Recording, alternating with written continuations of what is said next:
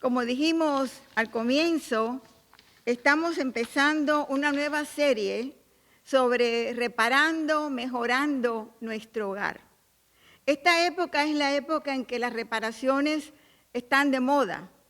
Es el verano, el tiempo está bueno, y entonces tenemos tiempo de empezar a mirar a nuestra casa y aquellas cositas que durante el invierno pues las habíamos visto, pero las habíamos dejado ahí porque estábamos muy ocupados, no había tanto sol, teníamos tantas cosas que hacer, pero ahora en el verano, cuando estamos, sobre todo ahora que estamos en las casas, forzadamente, pues hemos visto las muchas cositas que tenemos que reparar. Y ahí estamos todos ocupados. Yo tenía una tía que le gustaba mucho coser. Ella se pasaba el día siempre con la aguja en la mano. Y ella, cuando las medias se rompían, las camisas, ella las remendaba. Pero ella algunas veces decía, ya esto no tiene remedio, ya no aguanta ni un remedio más. Esto necesita algo nuevo, hay que cambiarlo de verdad. Entonces nosotros a veces cuando miramos la casa y vemos algunas cositas de reparar, les vamos dando remendones, ¿verdad? Hasta que llega el momento en que nos damos cuenta que no, que lo que hace falta es una reparación verdadera, bien radical. A mí me pasó eso algo este verano, este mismo tiempo. Ya hacía tiempo, cada vez que llovía mucho en el sótano, se humedecía algo, había un rinconcito allí con alguna, hasta agua a veces había. Cuando venían las tormentas fuertes, pues un poquito más de agua, y alguien me dijo, mira, es que los gutters, los canales de donde el agua, ¿verdad?, donde cae el agua, están muy sucios, límpialos y eso va a resolver el problema. Pues ahí fui a buscar gente que me ayudaran con los gutters, con los canales, lo limpiaron bien, ya no habían hojas, le quitaron todas las ramas. Pero al otro día, cuando cayó una tormenta fuerte, otra vez allí estaba un poquito de agua. Alguien me dijo, bueno, mira, no. Lo que tienes que hacer, espérate, no llames a nadie, esas compañías son muy caras. Mira, lo que tienes que hacer es rellena bien el terreno del jardín, échale mulch. No sé eso como se dice en español. Échale mulch, porque eso lo va a aguantar el agua y no va a entrar al basement. Bueno, pues allá fuimos a la tienda a comprar mulch y rellenamos bastante el jardincito allí lleno de mulch. Cuando cayó la próxima tormenta, fui al basement a ver, había al sótano a ver, allí había un poquito de agua húmedo. Ay, ¿ahora qué hacer? No, espérate, todavía. Mira, lo que pasa es que hay una pintura que se puede dar a la pared del sótano para que fortalezca la pared y no deje entrar la humedad del agua. Bueno, pues allá fuimos a comprar la pintura y se pintó la pared. El próximo tormenta, otra vez el agua. Y yo dije, ya no podemos seguir remendando más. En verdad, tenemos que hacer la reparación. Y allá llamamos a las personas que saben de eso y me dijeron, sí. Ninguna de esas cositas iban a arreglar el problema del sótano. Tenemos que escarbar, quitar la tierra y ir hasta los fundamentos de la casa a ver por dónde entra el agua. Y así lo hicieron. Excavaron la tierra allá con las palas, con los azadones, trabajaron hasta que llegaron a los fundamentos de la casa. Y al fin encontraron en el agujerito por donde entraba el agua. Había que ir más profundo, había que hacer no solamente un remiendo, sino que había que hacer una verdadera reparación. Estamos entonces en la época de mejorar nuestro hogar, pero la pregunta que yo tengo es, ¿queremos hacer remiendos a nuestro hogar o queremos ir más profundo y hacer la reparación, las mejoras necesarias para nuestro hogar? Y cuando hablamos de hogar, yo no estoy hablando simplemente de la casa, no estoy hablando del edificio donde vive el hogar, porque para mí el hogar es las relaciones de las personas, son las personas que viven, como decía Jesús, donde está tu tesoro, allí está tu corazón. Donde está la gente que tú quieres, allí está tu hogar. Así que lo que estamos hablando no es solamente las reparaciones del techo o del sótano o del jardín o del patio, son las reparaciones de la gente que vive en nuestro hogar, son las reparaciones de aquello que es amado a nosotros, de nuestro hogar. Juan Wesley, el fundador del metodismo, una organización con sus iglesias y él tenía un grupo que le llamaba clases. Las clases se reunían, eran grupos más o menos pequeños y se reunían para estudiar la Biblia, para orar, pero también se hacían unas preguntas para ver cómo andaban en la práctica de su fe. ¿Estás yendo los domingos a la iglesia? ¿Estás adorando? ¿Estás teniendo tu devocional? ¿Has hecho alguna obra buena esta semana? Ese tipo de preguntas. Pero había otro grupo que Wesley designaba bandas, se llamaban. Esas bandas eran grupos más pequeños todavía. Y este grupo iba más adentro, es decir, las preguntas ya no eran por las cosas exteriores, si estás yendo los domingos a la iglesia, si has hecho alguna obra buena durante la semana, si estás teniendo tus devocionales. Las preguntas iban más adentro. ¿Has pecado esta semana? ¿Has tenido algún pensamiento en tu corazón que no estaba correcto, que no estaba al contacto, no estaba como Dios espera que tú estés pensando? ¿Qué hay en tu corazón? ¿Has tenido temores? ¿Qué es lo que hay? Es decir, que las preguntas iban más adentro, allá al interior, donde a veces ni siquiera nosotros mismos nos atrevemos a ir. Esas preguntas eran importantes, como son importantes nuestras preguntas, cuáles son las cosas que nosotros necesitamos hacer para mejorar, para ir allá adentro de nuestro hogar. ¿Qué son las cosas que necesitamos hacer para que nuestro hogar pueda ser un hogar cristiano? Como decía Josué, yo y mi casa serviremos a Jehová. Ese es el último discurso que Josué le hizo al pueblo de Israel. Y él les decía, bueno, ustedes pueden hacer una decisión, pueden decidir seguir orando y siguiendo a los dioses de sus antepasados o a los dioses que están alrededor nuestro o al Dios que nos ha traído hasta aquí, al Dios que se ha manifestado a nosotros, al Dios que nos ha amado tanto, que nos ha traído hasta aquí, a esta tierra prometida. Yo no sé lo que ustedes van a hacer, pero yo, y no solamente yo, sino yo y mi casa serviremos a Jehová. Yo y mi casa serviremos a Dios. ¿Qué son las cosas que nosotros tenemos que hacer en nuestro hogar, con nuestros hijos, con nuestras esposas, con nuestros esposos, con la familia extendida, con nuestros primos, con nuestros tíos, con nuestros abuelos? Porque para nosotros la familia no es solamente el núcleo de papá, mamá y los niños, sino es la familia extendida, aquellas personas que amamos y que son importantes en nuestra vida porque son parte de nuestra formación. ¿Qué es lo que tenemos que hacer? ¿Cuáles son las cosas que necesitamos todavía? ¿Qué preguntas tenemos que hacernos para que nuestro hogar sea ese hogar que puede decir, yo y mi casa amamos al Señor? Yo y mi casa servimos y serviremos al Señor. Bueno, yo creo que una de las primeras cosas que nosotros como cristianos tenemos que estar seguros es que nuestra casa esté centrada en que Cristo es nuestro Salvador y nuestro Señor. Que esta casa, que este hogar, que mi hogar sienta, que cada uno de nosotros podamos sentir que estamos aquí porque Dios nos ha dado vida, que estamos aquí, que hemos nacido porque el Señor tiene un propósito para nosotros, que hemos nacido no para vivir así una vida cualquiera, sino porque el Señor nos ha dado vida, como decía Nancy ahorita, no solamente nos ha dado vida, sino vida en abundancia, que tenemos un Dios que nos ama tanto, que está con nosotros y que Él, si Él es el centro de nuestro corazón y de nuestra vida, vamos a sentir ese gozo, esa paz, esa victoria y esa esperanza que necesitamos, sobre todo en momentos como estos, cuando estamos enfrentando una pandemia que no sabíamos ni cómo manejarla, algo que ha venido de sorpresa a nuestras vidas, donde hay tanto dolor, tanto temor, pero el Señor que está en nuestras casas nos levanta con firmeza, nos da esperanza y nos dice, aquí yo estoy con ustedes.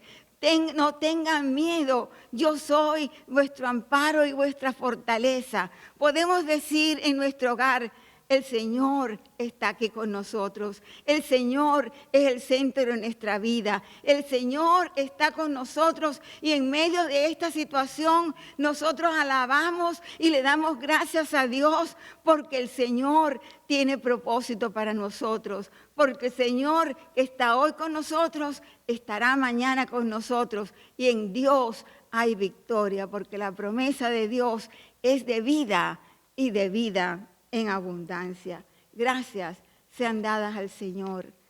¿Cómo podemos, por qué hace falta la familia para asegurarnos que nuestros niños, nuestros jóvenes tengan a Cristo el Salvador? Porque si no lo decimos nosotros, porque si no se lo enseñamos nosotros, ¿quién se lo va a enseñar? Es ahí desde el momento cuando nacemos, cuando el niño recibe no solamente los abrazos del padre y de la madre, no solamente la comida que necesita para crecer, sino la comida espiritual de saber que ese niño, que yo he nacido bajo el amparo y el amor de Dios, que he nacido a imagen y semejanza del Señor. Si no nosotros no lo decimos, si no es la familia la que lo enseña, ¿quién lo va a enseñar? Es en la familia donde nosotros podemos transmitir nuestra fe. En la carta a Timoteo, Pablo le decía a Timoteo, le doy gracias a Dios por tu fe. Y yo quiero volver a leer esos versículos. Timoteo, la segunda carta de Timoteo, capítulo 1, del 1 al 5. Fíjense cómo Pablo le dice a Timoteo, yo, Pablo, doy gracias a Dios, a quien como mis antepasados, tú has sido servido por el Señor. Al acordarme de tus lágrimas, siento deseos de verte para llamarte con gozo, pues me viene a la memoria la fe sincera que hay en ti, la cual habitó primero en tu abuela Loida y en tu madre Eunice, y estoy seguro que también en ti. Pablo le daba gracias a Dios porque él sabía que Timoteo tenía una fe, pero aquella fe no le llegó a Timoteo así del aire. Tu abuela Loida te transmitió su fe. Hubo una abuela que pudo sentarse con su nieto y contarle de Jesús. Hubo una abuela que tenía fe, que se apoyaba en el Señor y le transmitió a su nieto la fe y la fortaleza que el Señor dio. Una abuela que le enseñó a la hija y una hija que cuando se convirtió en madre pudo transmitirle a Timoteo su fe. Si no es en la familia, si nosotros no le contamos a nuestros hijos, si no somos nosotros los que le decimos, Jesucristo es mi Señor, Él dio su vida por mí, ¿quién se lo va a decir? Es hora, hermanos y hermanas, una mejora, la primera mejora, que Cristo sea el centro de nuestro hogar. Que Cristo sea el que reine en nuestras vidas, que todo lo que hagamos y digamos sea hecho y dicho y mirado a través de los ojos de Cristo. Porque cuando miramos las cosas a través de Cristo, todo es diferente, ¿verdad que sí? Cuando nosotros miramos las cosas a través de los ojos de Cristo, vemos el llanto de las personas, vemos la necesidad de perdonar, vemos la necesidad de escucharnos los unos a los otros, vemos la necesidad de ser pacientes. Miremos con los ojos de Cristo. Pero para poder mirar con los ojos de Cristo, primero tenemos que decirle, Señor, yo me he decidido seguirte, yo he decidido seguirte, Señor, yo he decidido que tú seas el centro de mi vida y quiero que el centro tú seas no solamente de mi vida, que seas el centro de mi esposa, de mi esposo, el centro de mis hijos, el centro de mis primos, el centro de mis tíos, el centro de mi hogar, el centro de mi comunidad, porque cuando un hogar es cristiano, afecta a todo lo demás. Cuando hay un hogar cristiano, cuando Cristo reina en un hogar, todo el vecindario va a ser bendecido porque Cristo es el Señor. Y cuando amamos a Cristo, nuestra acción, nuestras acciones, nuestras palabras son como fragancia, como perfume que tocan a todo el mundo, ¿verdad que sí? Porque cuando ponemos un perfume, no solamente lo disfrutamos nosotros, sino que todos los que están a nuestro alrededor no pueden escaparse de sentir ese olor maravilloso del perfume. Cristo es el perfume de nuestras vidas, que Cristo sea el perfume de nuestro hogar, que todos los que se acerquen, igual que a veces venimos y estamos cocinando y sienten el olor de la comida, que cuando se acerquen a nuestras casas puedan decir, ese olor tan inmensamente maravilloso, ese olor que me da paz y me da gozo, es el olor de un hogar centrado en Cristo el Señor. ¿Es Cristo el centro de tu vida? ¿Es esa una de las mejoras que tenemos que hacer? Cuando Cristo es el centro de nuestra vida, hay muchas otras mejoras que nos habla este artículo que habla de las mejoras del hogar. Pero todas se desprenden de que Cristo sea el centro de nuestra vida, porque cuando Cristo es el centro de nuestra vida, nosotros entonces podemos capaces de pedir perdón y también perdonar. Pedir perdón, ¿cuántas veces hace falta eso en nuestro propio hogar? Pedirle perdón a mi hijo cuando perdí la paciencia y le grité. Pedirle perdón a mi esposa cuando la maltraté. Pedirle perdón a mi esposo cuando no tuve tiempo para sentarme con él y oír el problema que quería contarme. Tener tiempo, invertir tiempo los unos con los otros, sentarnos con nuestros hijos y escucharlos, pedir perdón y poder perdonar, poder ir a nuestros hijos y decirle, mira, me equivoqué cuando te dije esto, estaba muy cansada, vamos a hablar, vamos, cuéntamelo de nuevo y vamos a orar juntos, vamos a pedirle perdón al Señor juntos y vamos a perdonarnos los unos a los otros. Mi mamá tenía una costumbre que era muy buena. Ella, cuando nos oía pelear en la casa, los muchachos, los hermanos, o era a veces por una tontería, ¿no? Era un juguete que queríamos, o el baño, que uno tenía que salirse del baño y estaba mucho tiempo en el baño. Oye, sal del baño que ya tengo que venir. Bueno, nos preocupamos o nos decíamos algunas palabras. Cuando llegaba la noche, ya preparándonos para dormir, mi mamá nos iba preguntando uno por uno, ¿resolviste el problemita que tuviste con tu hermano hoy? Y aquellas palabras que dijiste, ¿le pediste perdón? Y todo aquello se arregló. Porque ella decía, porque no quiero que se vayan a dormir enojados, que no se ponga el sol sobre su enojo. Pedir perdón, que no irnos a la cama a dormir si dijimos algo hiriente, si algo pasó, si hubo alguna tensión. Que no nos vayamos a dormir sin pedir perdón y sin dar el perdón que necesitamos. Eso que parece muy difícil, se puede hacer, no es imposible, cuando Cristo es el centro de nuestro hogar. Cuando Cristo es el centro de nuestro hogar, podemos hacer compromisos y cumplirlos. Podemos decidir, Señor, yo quiero servirte y cumplir eso. Y que nuestros niños, nuestros hijos, nuestra familia vea que cuando decimos que soy cristiano, de verdad lo estoy haciendo. Que de verdad mi vida refleja el compromiso que he hecho de servir a Cristo. ¿Cuántas veces decimos, tenemos compromisos que no hacemos, verdad? Que se nos olvidó la promesa que hicimos. Pero cuando el Señor está en nuestras vidas, es el mismo Señor el que nos ayuda y nos dice, pero ¿qué pasó con esto? ¿Qué pasó con la promesa que le hiciste a tu esposa? ¿Qué le pasó con la promesa que le hiciste a tu hijo? Cúmplela, yo te voy a ayudar. Lo que el Señor suple nuestras necesidades. Y esa es una de las maravillas tan grandes que el Señor tiene para nuestras vidas. ¿Cuántas veces venimos a Él y decir, Señor, yo quisiera hacer esto, pero tú sabes mi necesidad, no puedo hacerlo.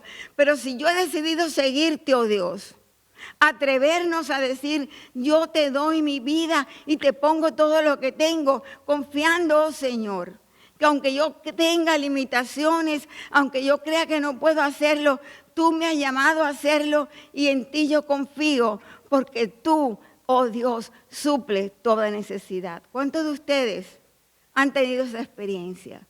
De venir al Señor, de oír que el Señor está esperando algo de ustedes y por fin confiar y decir, Señor, yo te lo entrego, confiando que tú suples mi necesidad.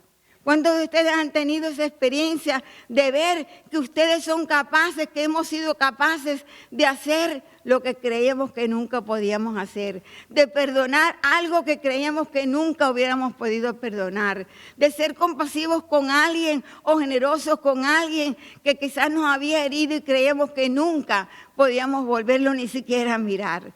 Pero el Señor suple nuestras necesidades.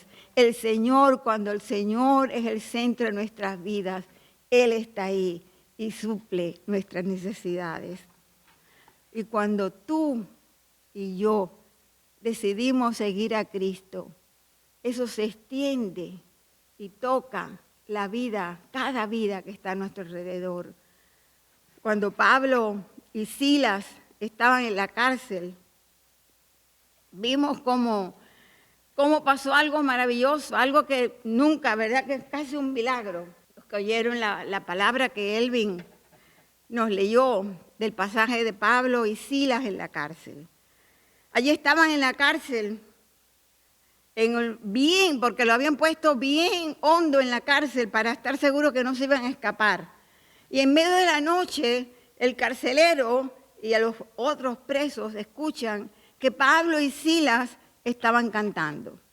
Yo me imagino que ellos dirían, pero ¿qué tienen estos hombres que pueden cantar estando en la cárcel, en medio de la noche? Estos hombres que los han azotado, que los han maltratado, que los han vejado, ¿qué tienen ellos? ¿Por qué pueden cantar?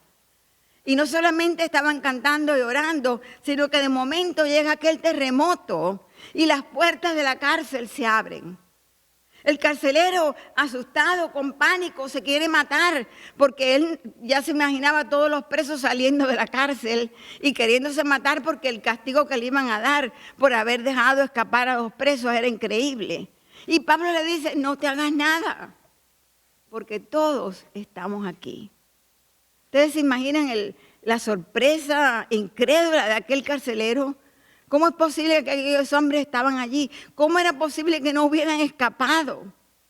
Y aquel hombre que los había oído orar y cantar en medio de la cárcel, en medio del silencio, en medio de aquel arrinconamiento, de aquella experiencia tan terrible, le dice, pero ¿qué tengo que hacer yo para tener lo que ustedes tienen? ¿Qué tengo que hacer yo para poder ser capaz de cantar y de orar en medio de esta situación? Si tú eres cristiano y somos cristianos y nosotros oramos y cantamos, que nuestros vecinos puedan venir y decirme, ¿y qué tenemos que hacer nosotros para tener esa paz aún en medio de la pandemia que ustedes tienen? Que nuestros vecinos nos miren y vean nuestro hogar y puedan preguntarles, ¿y qué tenemos que hacer nosotros para tener esa esperanza y tener ese gozo, aunque estemos encerrados en la casa y no podamos hacer las cosas que siempre hacemos? Y que Pablo, entonces que nosotros podamos contestar como Pablo. Lo único que tienes que hacer es que cree en el Señor Jesucristo y serás salvo tú y toda tu casa. Cree en el Señor Jesucristo y serás salvo tú y toda tu casa. Hermanos, la mejora radical. Si queremos mejorar nuestro hogar, no remendarlo, sino mejorarlo radicalmente, cambiarlo, hacerlo renacer. El primer paso es que Cristo esté en nuestro hogar. Que Cristo sea el Señor de nuestras vidas. Que Cristo sea el que dicte nuestras palabras, nuestras acciones, nuestros pasos. Que Cristo brinde su paz y su gozo de tal manera que los vecinos lleguen a nosotros y nos pregunten, ¿y qué tenemos que hacer? ¿Qué tenemos que hacer para tener ese gozo, para tener esa paz, para tener esa esperanza, para tener ese espíritu de victoria, aún en medio de la situación en que vivimos? Creer en el Señor Jesucristo. Dejar que Cristo entre en tu vida. Ponerlo en el centro de tu corazón, ponerlo en el centro de tu hogar. Porque si así lo hacemos, seremos salvos. No solamente yo, no solamente tú, sino nuestras casas. nuestras familias. Porque el Señor, como decía Josué, porque yo y mi casa, yo y mi familia, yo y mis hijos amamos al Señor, yo y mi casa serviremos tan solo a nuestro Señor. Que el Señor nos bendiga y nos ayude a mejorar nuestro hogar con Cristo en nuestras vidas, con Cristo en el centro de nuestro hogar. Amén.